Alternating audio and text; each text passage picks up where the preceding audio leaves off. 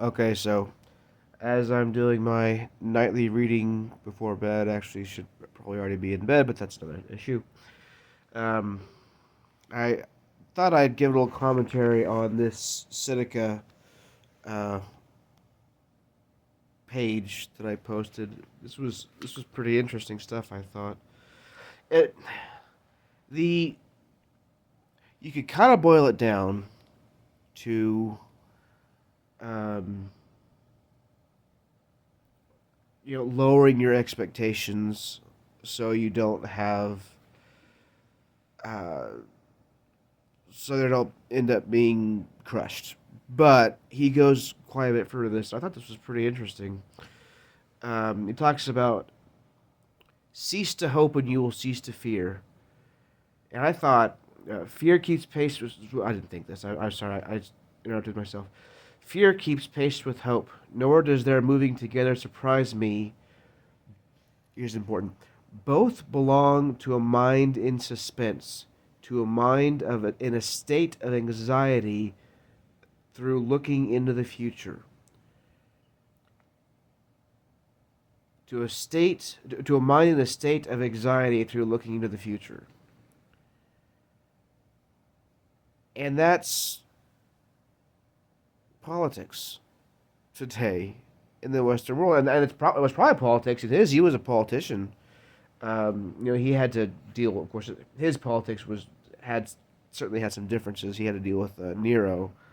I don't know when this letter was written in terms of if it was before or after Nero lost his mind. Well, he never had his mind, but there was a point when he didn't have the impact. That's not important for this. Um, but anyway, that kind of when you're always living in the future, in some kind of a dystopian future, you're gonna be miserable. You're gonna be living in constant anxiety. This is part of why I actually try not to follow politics at all anymore. It's just anxiety provoking.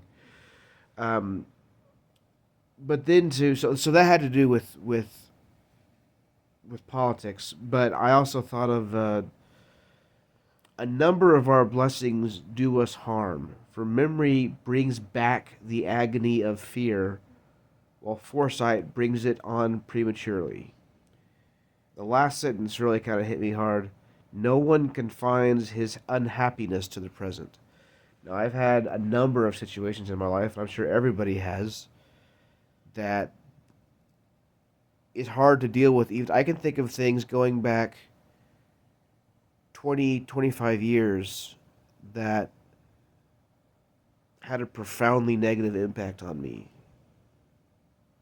And it's hard not to be bitter about that.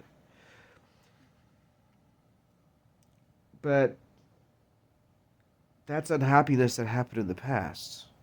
Now, he doesn't have a lot of solutions here, honestly. He talks about the problem, but he doesn't really talk much about how can you cease to hope?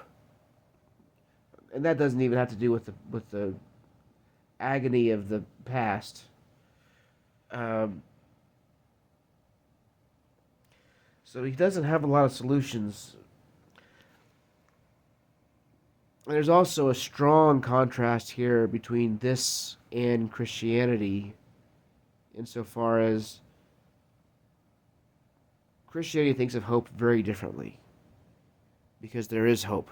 There is hope for good, and not fear.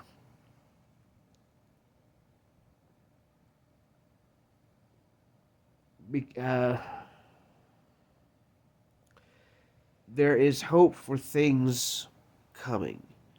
And there is knowledge within Christianity, within Christian belief, there is knowledge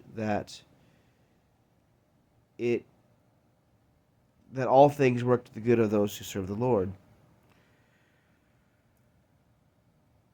So this is a pretty interesting book so far. I mean, I've barely started. I'm only on page 38. That's letter 5, but anyway, it's really interesting stuff.